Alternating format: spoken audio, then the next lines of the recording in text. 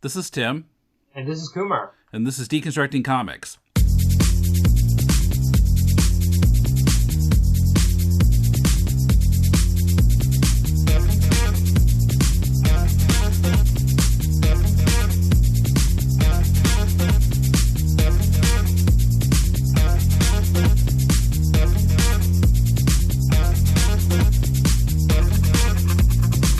Welcome to Deconstructing Comics. This is Tim in Tokyo with Kumar in Melbourne. We're kind of on a manga kick these days.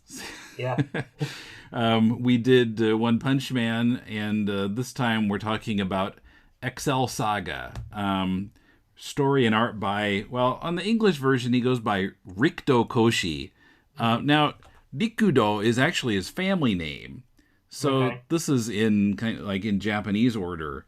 Actually, it's written that way on the Japanese version too. Right. As I was telling Kumar before we started here, since I wanted to compare the Japanese to the translation, I went out, since I live in Japan, I went out just down the street and bought a used copy of Volume 1 in Japanese.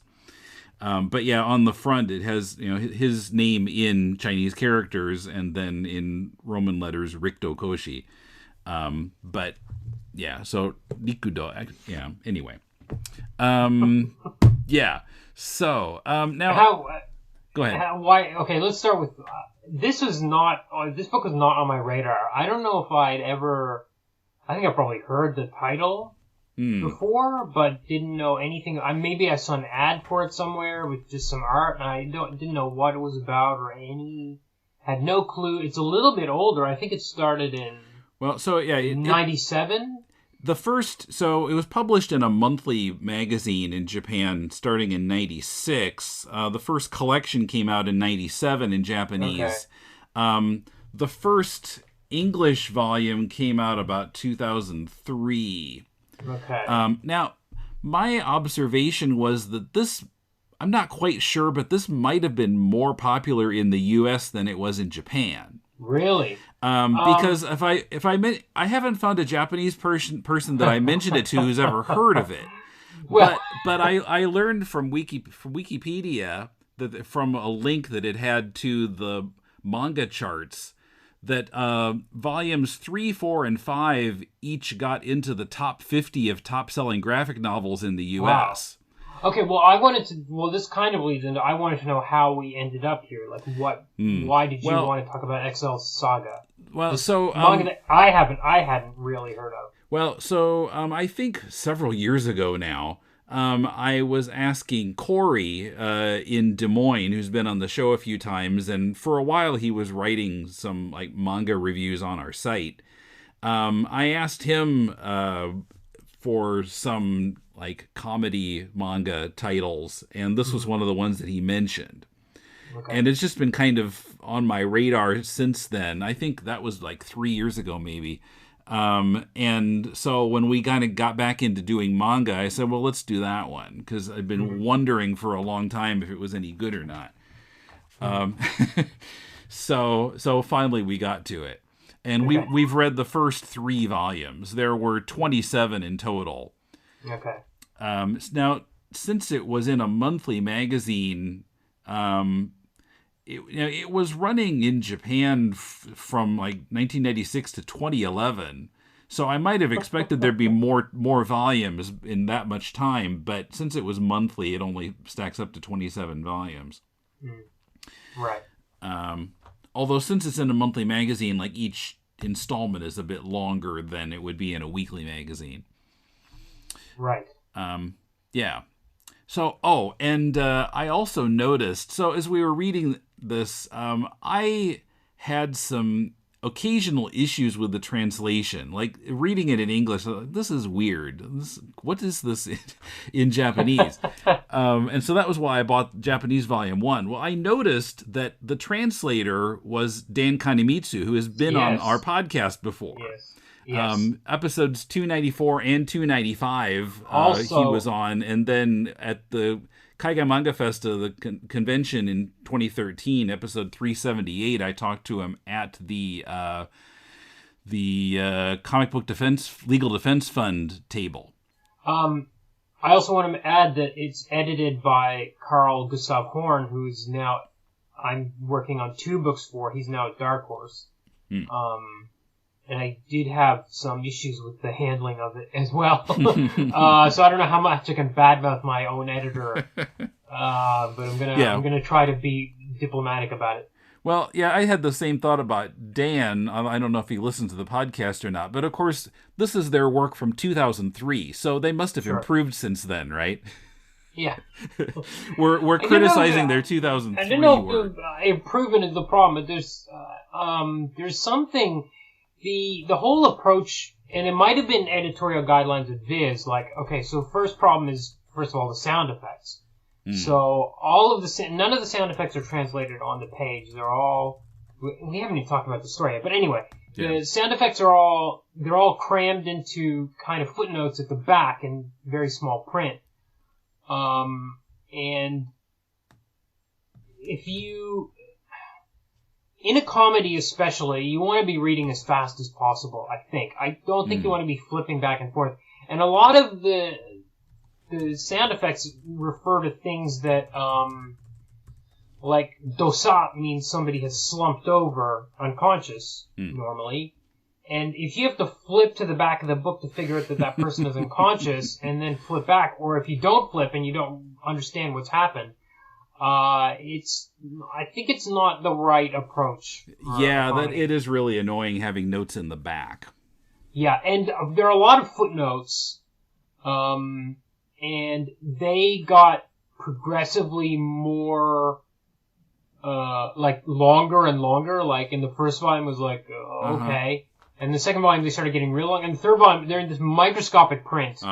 Over 2 pages, I was like, I just can't even bother reading these anymore. Yeah, and I kind of had trouble staying on topic in the third volume. Yeah, oh yeah, for sure. Yeah. If they had stayed on topic, they wouldn't have needed to go to that microscopic font to print it on 2 pages. Yes, yeah.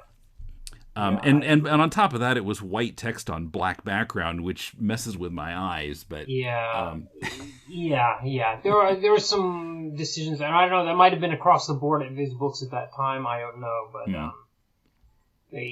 I think if it was being done now, it would be handled a lot differently, for sure. Yeah.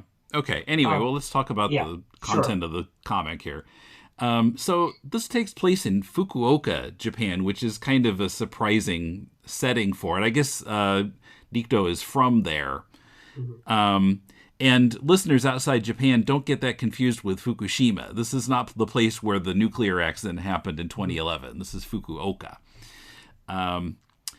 So now this story is about a very small group called Across, which the notes point out is a play on the Across building in Fukuoka. Across being kind of a weird acronym for Asian Crossroads Over the Sea. It's kind of a community center, I guess. They have concerts there and stuff. So this Across aims to take over the world, starting with Fukuoka. They're going to take over one city and then branch out from there. And it seems to even go down even smaller. Like they're trying to take over shopping malls or the healthcare system. Like they get even smaller than Fukuoka as they get further into the volumes. They're taking baby steps. Yeah. And also the other characters are named after hotels in Fukuoka. Apparently. Is that why the boss is Il Palazzo? Is that referring Il Palazzo to a hotel? And XL and Hyatt. The other character, they're all hotels in Fukuoka. That's noted in footnote in volume 2, I think. Okay, I missed that. Discovered that. Yeah. Okay. So yeah, our automatic assumption is spreadsheets, Excel spreadsheets, right? But yeah. Okay, so yeah, so the boss is Il Palazzo, Lord Il Palazzo, and at the beginning it's just him and Excel, who is this young woman, kind of a manic character. She acts kind of like an elementary school kid or a Japanese comedian. Right. And but I don't know how 2 of them expect to take over the world. So well, that's part of the running gag. Right. At the yeah. start is... She says, our numbers are kind of small. So he places a wad ad and hires one more young woman named Hyatt. And I guess in later volumes they hire one more person. Right. But it's funny. Like, what is? But we don't even know what taking over the world really means. Like, take it over the world, and then what? What's the consequence of that? They're not after. They don't seem to be after money or power. They seem to be after reform. The way they describe things at the time. But anyway, it's like he doesn't have any. There's no. This is a secret organization, but there's only one person. And at first, Excel has a lot of job titles, and I think a primary one is latrine orderly or something like that. But then when Hyatt comes in, then they get assigned these kind of titles like executive for information affairs or something like that. But then Il Palazzo forgets that he's given them these titles later on. He's like, why do you keep talking about these titles? And they're like, well, actually, you named us that. And he's like, oh, I don't recall. And then that's like, so they've kind of been demoted in the fact that their role didn't exist in the first place. Yeah. Or that the CEO didn't remember giving it to them. Yeah. Well, there are a lot of running gags in this. How, repeatedly, especially in 1 and 2 and 3, it didn't happen so much, but Lord Il Palazzo keeps opening a trapdoor under Excel, and she falls down into this pit with water in it and various and a new animals surprise in there. every day. Yeah, and then she climbs out of it somehow. He never does it to Hyatt, but it's always to her when she acts stupid. Yes. And Hyatt, there's this weird running gag where she keeps coughing up blood and appearing to die, and then suddenly reviving as if nothing was wrong. Yeah, actually, I did have a question about that, because in Volume 3 there's a part where she seemingly dies, and she has no pulse, and she revives as usual, but it's like Excel is like, we have to keep this secret. She's trying to keep it secret from this other person. She doesn't want this other normal person to find out that Hyatt has the ability to revive. So was there something more to that? I was like, did I miss something, or why does it? I wasn't sure why she needed it to be secret, or was it actually an ability of some sort, or I don't know if there was something more. I don't quite remember that. I reread Volume 1 today, and in there she was saying if people find out you have this ability, they're going to want to do experiments on you. Oh, got it. Okay. And actually, that weird, lecherous doctor wants to do that in Volume 2. Yeah. There's this lecherous doctor who shows up occasionally who's got 2 big scars like Blackjack in the Tezuka comic. They go to his hospital on a few occasions for different reasons. And then early on, Excel picks up this dog named Mince, or Menchi in Japanese, which any Japanese would think, menchikatsu, which is kind of a fried thing with potato and meat in it. Well, menchi is mince, isn't it? Mincemeat? I think so, but I think Americans wouldn't necessarily think of that. I mean, maybe it's just me, because from when I was a kid, I somehow got the idea that mince was a fruit. And that still comes to my mind now. I hear mince, I think fruit. I don't know why. Let me put your mind at ease. No one else thinks that. No. I might have gotten it mixed up with quince. I don't know. Okay, all right. Nobody else is making that mistake. Mince. I don't know. Maybe mince meat would have been a better name for the dog, but it's yeah. But because they're always considering, like, as a last resort, they're going to eat that dog. Right. So it's always that threat is always on the table, but they always come up with a few bucks at the last second and manage to buy some actual food. Yeah, the dog's always trying to escape and can't manage to escape for various reasons. And then Hyatt and Excel aren't making any money from being in Across, so they have to keep taking part-time jobs to survive, and then that keeps them away from doing their Across work and gets them into these weird situations where, like, Hyatt will almost die or something weird happens. And then, so through the first volume, we also see these 3 young men who are living in the same building as Excel and Hyatt, and it's not really clear at first why we're seeing what those guys are doing. But then in Volume 2, those guys are all job hunting, and they all end up getting hired in the same office, the City Environmental Security Administration, and also they're hired along with this young woman Misaki, who's smarter than any of them, by this weird guy named Kabapu, and he accidentally finds because of a security slip up by Excel, he finds out that someone is trying to conquer the city. But wasn't he trying to set up a defense? He had a setup of the defense of the city. Right, yeah, he had before, a defense, but and he had there's no one to defend it against. He was like, why? He's like, I've wasted my life or something to that effect. Yeah, like, if only someone were actually trying to conquer the city. Right, and then somebody does turn out to be conquer the city, and by coincidence, these three guys living next door to the two who are trying to take over the city end up getting hired to defend it.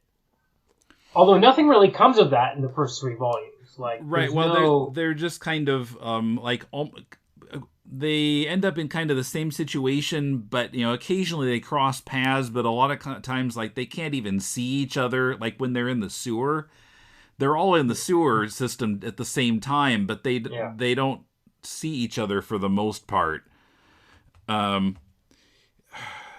Yeah, well, but there's I think also later that must lead to something. I think so, because my understanding is that the book got more plot oriented later on, and I'm sure that became more melodramatic.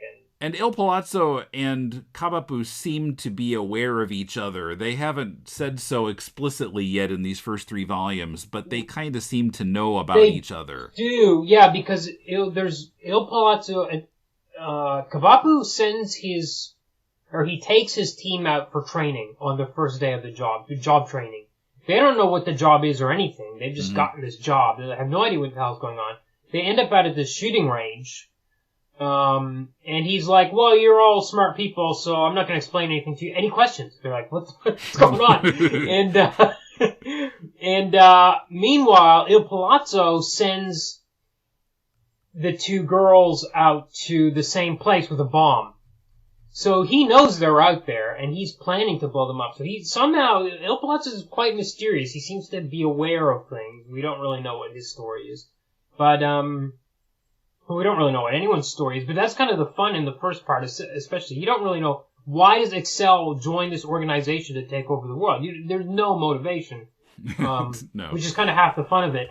But, so they get sent out there, and their paths do not cross, and Excel ends up taking this bomb into a cave due to some their inability to read, their misunderstanding of the signs around the training grounds, this military training grounds, and they end up setting off the bomb in a cave or whatever. So there's kind of some non-crossing paths, like that. Like they often end up in the same place.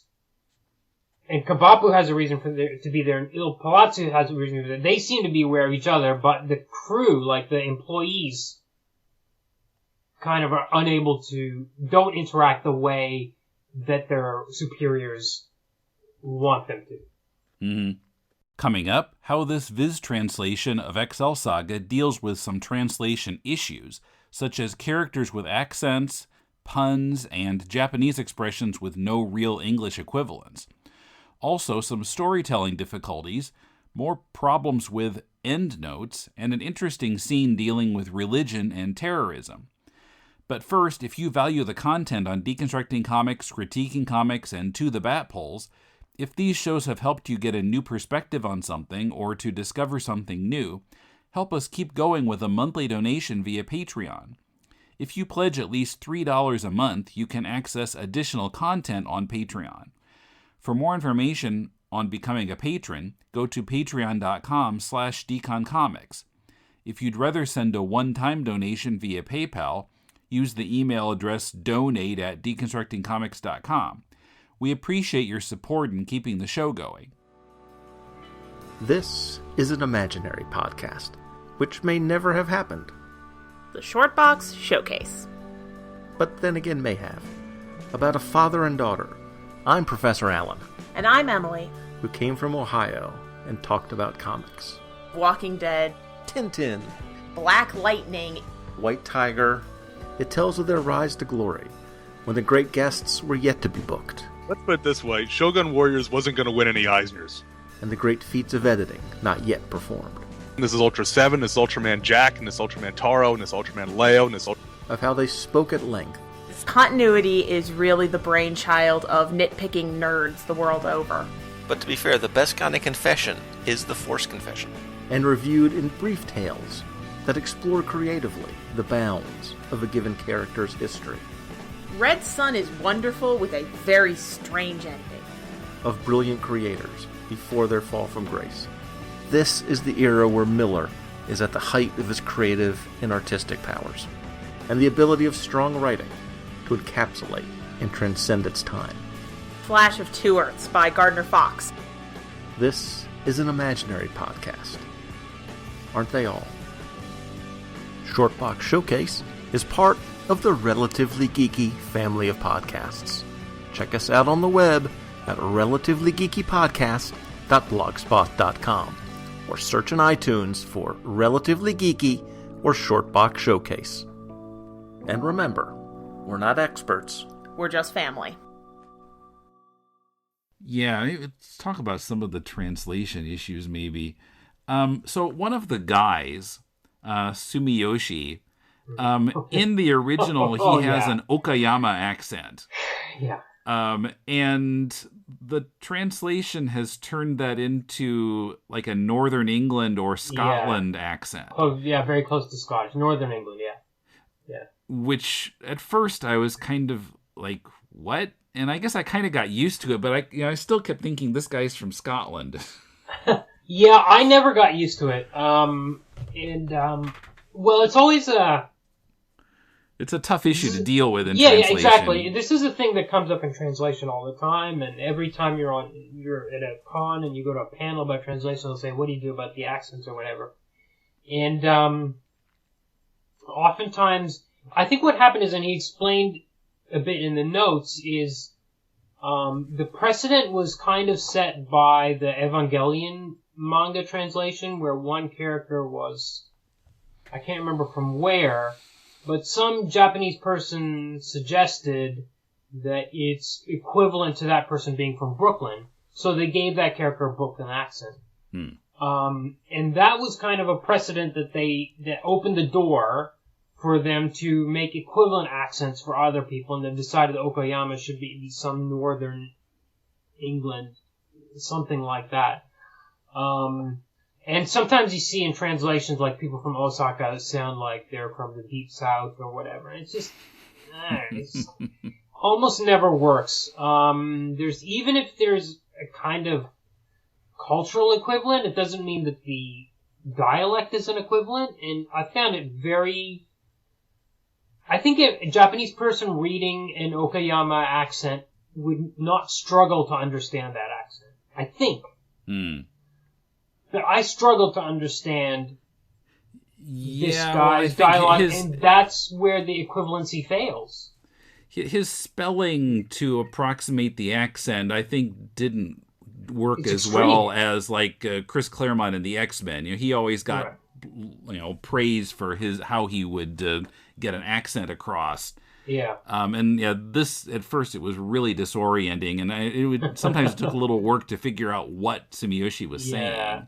And it shouldn't be taking work. It should be speeding by. Like, this is a gag manga in the first 3 volumes at least, and you should zip through. I mean, just put in a few apostrophes in there, change 1 or 2 words. But every single word was spelled in some weirdo phonetic way that you had to figure out. I'm not for it. I think there's better ways. I think you can do things with word choice or something.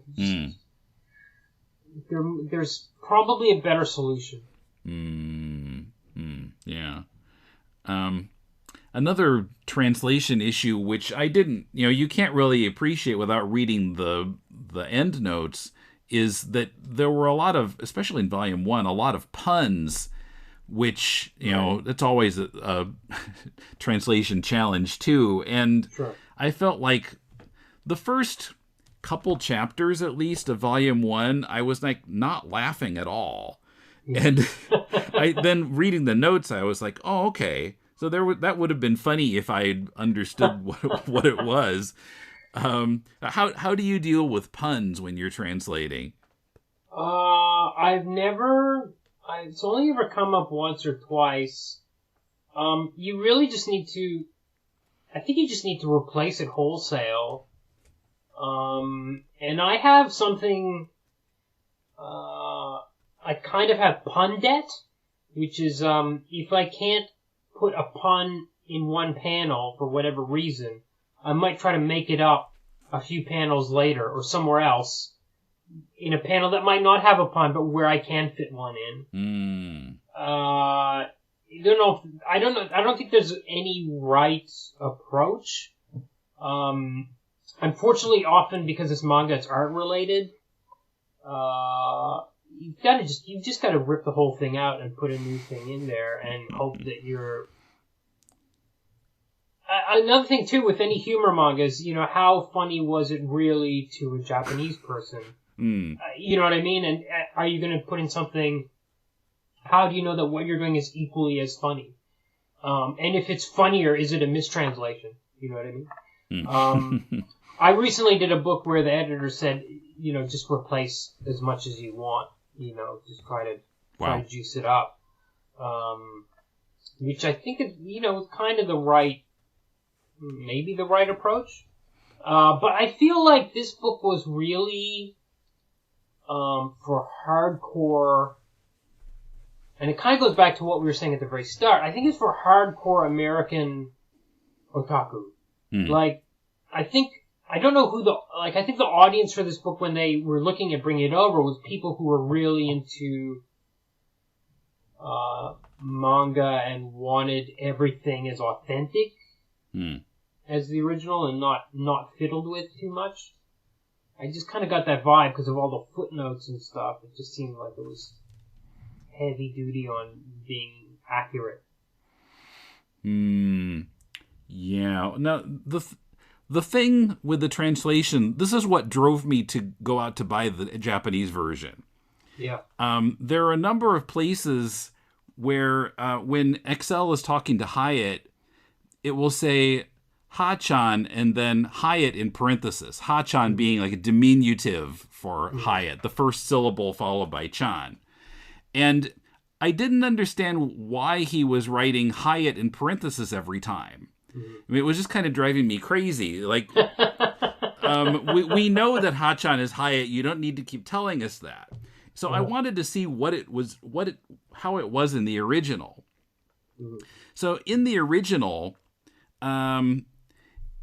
so it will say in katakana Hayato, and then in the smaller characters called furigana to show how it's actually pronounced, it would say Ha-chan.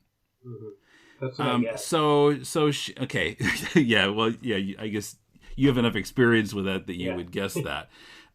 So it was kind of the same thing in the original, but done in a smoother way that wouldn't really be available to you in English. But I think that he should have just established that Ha-chan meant Hyatt and then just keep saying Ha-chan and leave Hyatt out of it. Maybe it was kind of a running gag even in the Japanese that it was like being repeated every time. Do you know what I mean? Mm-hmm. Do you remember The Adventures of Dr. McNinja? There was this great panel where he kept saying "see," and then there would be a footnote in the panel that was translation to "yes." And he did it over and over again. Every time the character said "si, senor" or something, it would say "yes, mister." What comic was this? The Adventures of Dr. McNinja. The web comic. Oh, yeah. Wow. I'd forgotten about that. Yeah. I don't remember that detail, but I'll have to go back and look at it if it's still up. That was kind of, I thought maybe it was a bit of something like that where like the gag was the repetition of this detail, this obvious detail over and over. Mm-hmm. I don't know. It's hard to guess the motivation, but yeah, when I saw it being repeated over and over again, I guess that's what it was. But Okay. Did you find reading the original Japanese was funny, or? Well, what I was doing was basically, as I reread the English version, I would get to a point and say, I wonder what this was in the original. And then I go to the original and look at that portion. And I don't know if it was funnier in the Japanese or not, but at least it would make it a little bit clearer sometimes. Right. And also, how they have to sometimes change other things in the panel, like make a word balloon bigger or something. And there was one place, I don't remember which volume it was in, the dog, Mince, there's something that says, like, it's supposed to be a graph showing his, like, possibility of being eaten or terror at the idea of being eaten or something. Mm-hmm. But in the English version, the axes of the graph are gone. Oh, and it just has the labels and the line going up. And looking at it in the English version, I didn't understand it. Mm-hmm. It must have been volume 1, because I saw it in the Japanese. And then it made sense to me, because I could see the axes of the graph. Like, oh, okay, now I get it. Because I didn't even notice the line representing his increased terror. It just looked like another speed line. Yeah, yeah. And another thing that irritated me, and again, it's a problem of how do you translate this from Japanese. Yeah. Senpai, which means like someone who is your senior, who is above you. And Hyatt in Japanese calls her Senpai XL. Yeah. So in English, she's Senior XL, which kept making me think she was speaking Spanish. Senior XL. That's another thing, that if this book came out now, she would be called senpai, because that word has entered into the otaku vocabulary enough. And they could even put another footnote in there, because they've got lots already. Just say senpai means somebody who's, could be 1 or 2 years ahead of you. Mm-hmm. So, it's a little bit... but I think also part of the problem is... Dan and Carl had a very tough job, because everybody speaks in a very super formalistic, exaggerated kind of way. Especially Il Palazzo. Mm-hmm. Especially Il Palazzo, but even when they're speaking to Il Palazzo, when Hyatt or Excel are speaking to him, they try to take on a very formal, old-fashioned tone as well, and that's just very hard. It was probably very hard to read in the Japanese, and is just as hard in the English. So, to be fair to the translators, they had their work cut out for them, really. Mm-hmm. And it kind of makes me wonder, what was the thing that made Viz think this thing is going to be hit in the States? And apparently they were right, and it was. Yeah. But it just seems like a lot of in-jokes about Fukuoka and things that, like, I would not, usually, I don't know how it works, even though I am a professional translator, but it seems like at Dark Horse they've got, like, somebody who looks at the licenses and is like, oh yeah, we should do this one, this is a good one, and, some discussions happen, I don't know. But what was the stage where they looked at this thing, which is super textually dense, probably got a lot of puns, a lot of in-jokes, very difficult to translate, and they were like, yeah, we can sell this. I don't know how they arrived at the decision, and I don't know how it worked. I'm slightly amazed that it was as popular as it was. Although, despite my not having heard of it, somebody else has there is a big audience for it. But it was like 2004 or 5, and it was the manga boom, so that might explain it too. That's true too. Yeah, yeah. So anything that was manga was flying off the shelves. Yeah. We should talk about the art too, because it's very rough. Yeah, I written pretty much the same thing in my notes, that sometimes the art was a little confusing. I wasn't quite sure what was happening. There's a scene in volume 1 where they're going through garbage trying to find things to salvage, And Excel puts down a magnifying glass, which starts a fire. And the first time I read it, I thought that she had set their cart on fire. Because they had a cart that they were putting stuff in. But then the second time I realized, well, I didn't even realize until the next scene where she's telling Ippolizzo that they got a TV and a vacuum sweeper. And I thought, didn't those burn? And I went back and looked, and it was the garbage that was set out on the street that caught fire and not their cart. But the panels are all like either super zoomed in or such a kind of a wide shot with a lot of sound effects and smoke and whatever, and you don't have a clear idea of exactly what's burning. Yeah, there were lots of scenes that were confusing to me. The panels were sometimes very cramped, and the drawing is rough, like really rough. The only way you can tell Excel and Hyatt apart is by their hair color, basically. But like there's a scene where Mintz is trying to escape. It's like almost a silent page, and then it looks like there's some ghostly hands come over it or something, and then Mintz is pulled back, and I didn't know what happened. Like I looked at the scene for a minute or two. I was like, I don't get what's happening here. And there were a few moments like that. It's not easy on the eyes. I mean, even the basic line work is not pretty. So I can kind of understand why that wouldn't be a huge seller in Japan. And again, I'm a bit surprised that the American audiences were more forgiving of it being that rough. Yeah, I kind of am too. Although it's interesting that the volumes that sold well were a little bit later. I think 3, 4, and 5 or something. Yeah, 3, 4, and 5. My understanding is the art improved.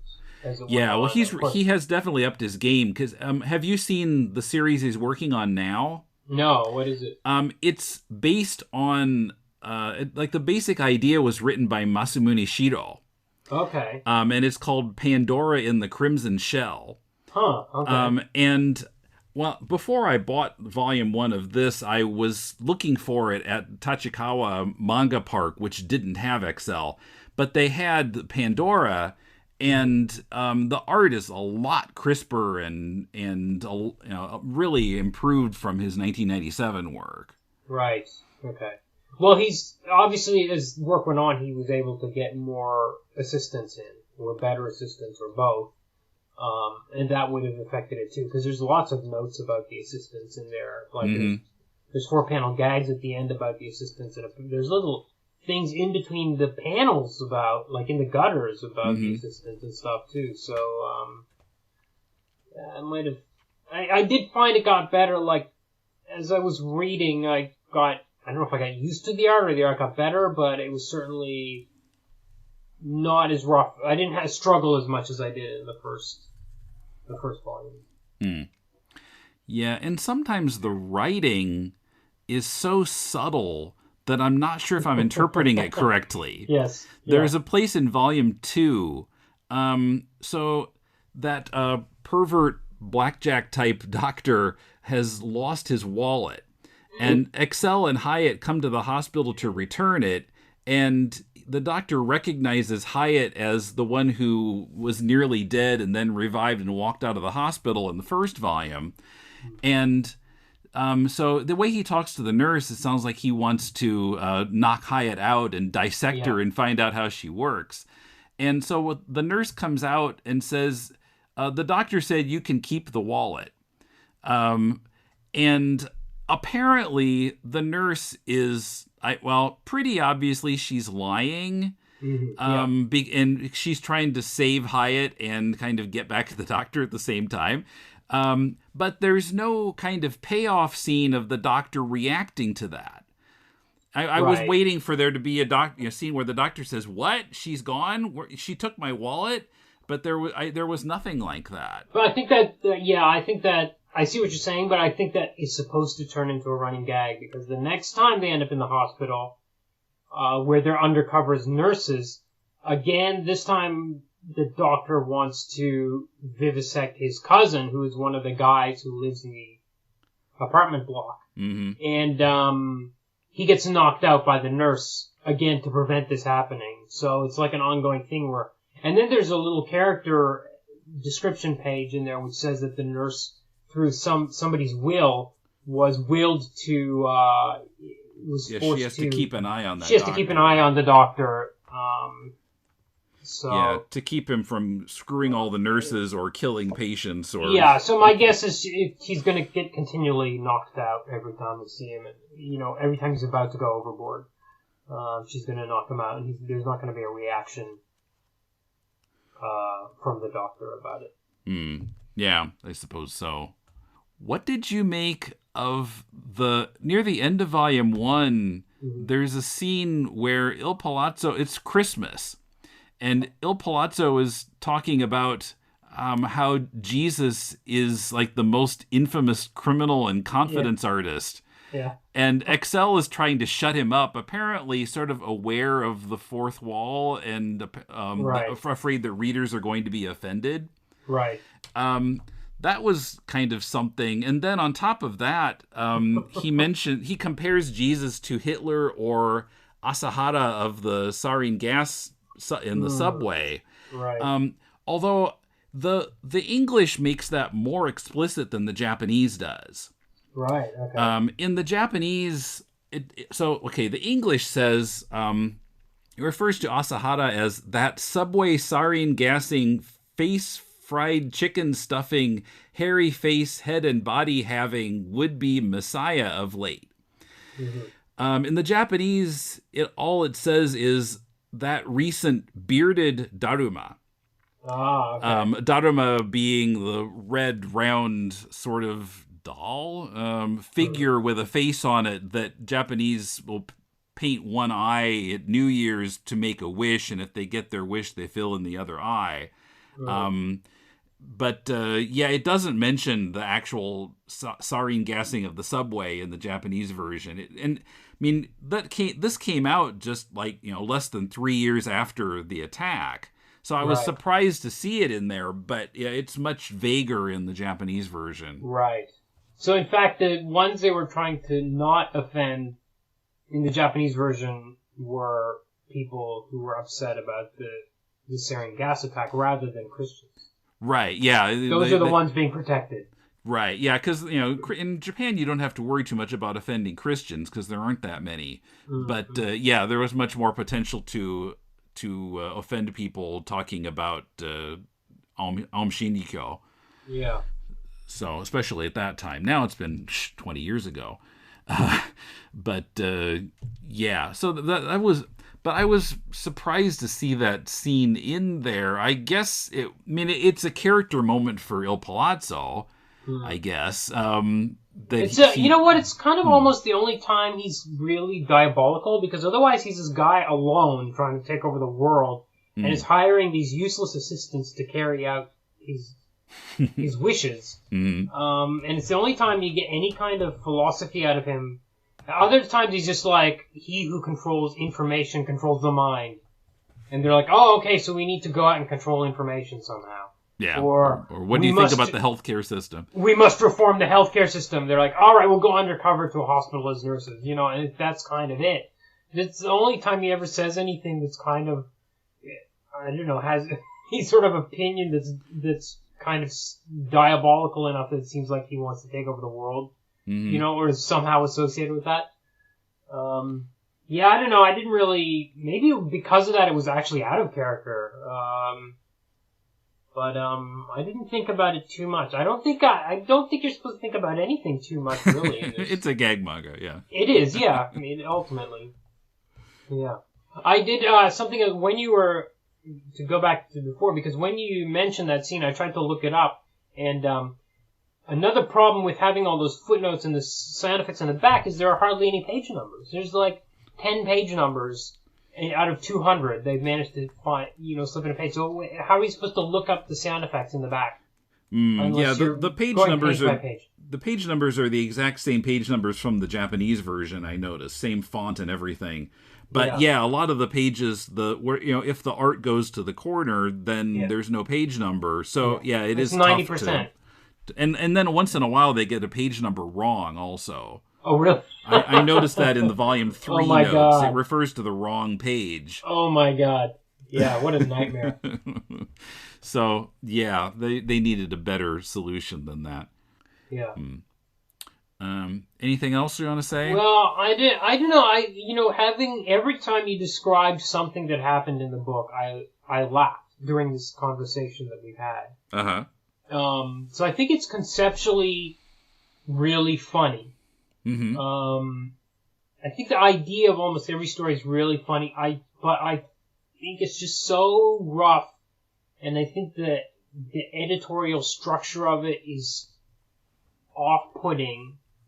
I just feel like, and it's 20 years old now. I just feel like there are other gag manga out there that are better worth your time. It's based on the first 3 volumes, anyway. Yeah, I'm wondering what happens in the later ones. Presumably his art improves because it looks great in the current series. Yeah, but how much do you feel like continuing reading on? I feel somewhat like continuing to, although, as I often say with the podcast, if I'm not reading it for the podcast, I'm probably never going to read it. Right. Because it's always the next one, the next thing I got to read. Yeah. So I've got something else I need to read now that we're done with this episode. Yeah.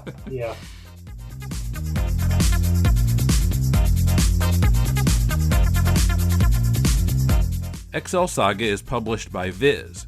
If you're interested in trying it out and helping this podcast at the same time, buy it from deconstructingcomics.com/Amazon. Last Thursday on To the Bat Polls, Paul and I discussed the 1966 Batman show's biting political satire as Penguin and Batman take their rivalry to the Gotham City mayoral race. Look it up in iTunes or Stitcher. To the Bat Polls is released on the 1st, 3rd, and 5th Thursdays of the month. This coming Thursday, a new edition of our spin-off podcast, Critiquing Comics, where Mulele and I critique comics by listeners. If you're looking for some constructive feedback on your comic, send it to us at mail@deconstructingcomics.com, and please try to keep it to about 30 pages. Watch for Critiquing Comics this Thursday right here in this podcast feed. Deconstructing Comics is on Twitter, Tumblr, Facebook, and Patreon. All our social media links can be found on the right sidebar at deconstructingcomics.com. Also, please give us a review on iTunes or Stitcher. If you're interested in sponsoring this podcast or sending some feedback, write to mail@deconstructingcomics.com. Our theme is from bensound.com. Next week's episode is not recorded yet, but I'm hoping for a review of Brubaker and Phillips' The Fade Out and of this year's San Diego Comic-Con. Keep your fingers crossed. Also, next Sunday, July 31st, is Comic Art Tokyo, which I'll be attending, and I'm planning to present my report on that in our August 8th episode, so be on the lookout for that. Till next week, this is Tim, and thanks for listening to Deconstructing Comics.